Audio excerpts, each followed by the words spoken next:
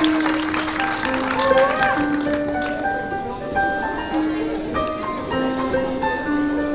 cœur saint vous expose ces quelques proses, de l'amour en dose pure, c'est ce que je vous propose.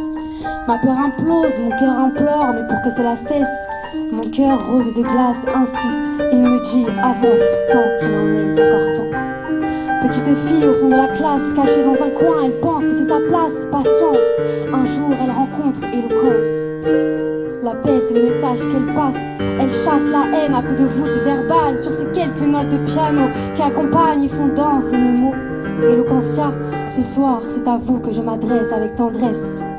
Camarades de classe d'une grande sagesse, merci à ces 30 frères et sœurs qui écrivent et parlent avec le cœur.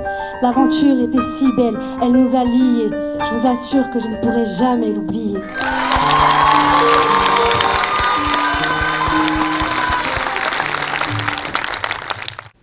Une bonne histoire, c'est quand tout commence par « il était une fois » et bim!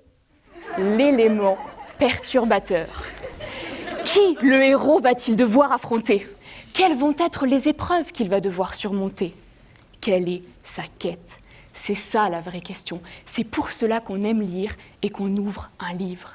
Et vous savez, si l'histoire avait pu choisir qui devait l'écrire et qu'elle m'avait choisi moi, j'aurais tenté d'être le plus impartial et objectif possible.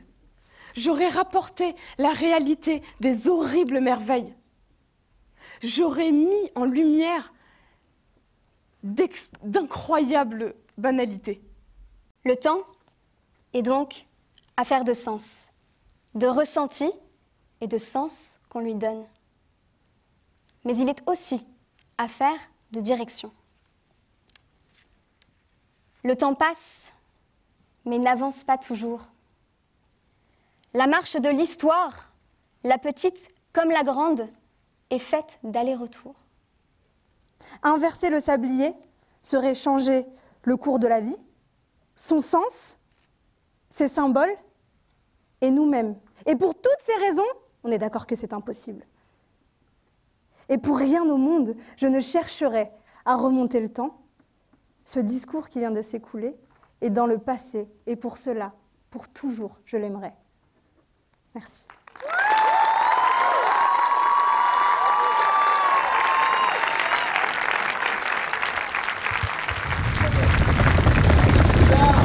La meilleure oratrice du 92 d'Éloquentia Nanterre est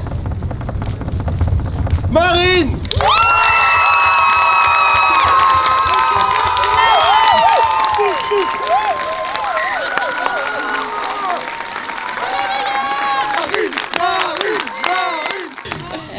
On vient de loin. Je voulais que vous sachiez que c'est pas aisé de monter sur scène. C'était clairement pas gagné. Et il y a des gens qui contribuent à ça. Et les formateurs, les organisateurs et Éloquentia, c'est eux qui méritent tout ça. Donc cette victoire, elle est aussi la leur.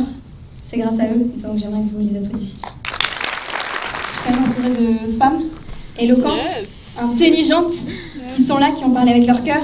Et elles aussi, elles méritent des applaudissements. Donc allez-y. Ça contraste tellement, c'est ce que je dis souvent, il y a une France de Twitter, il y a la France, la vraie France, la réalité, celle que l'on a vue ici dans ce cinéma, celle qu'on voit dans les amphithéâtres.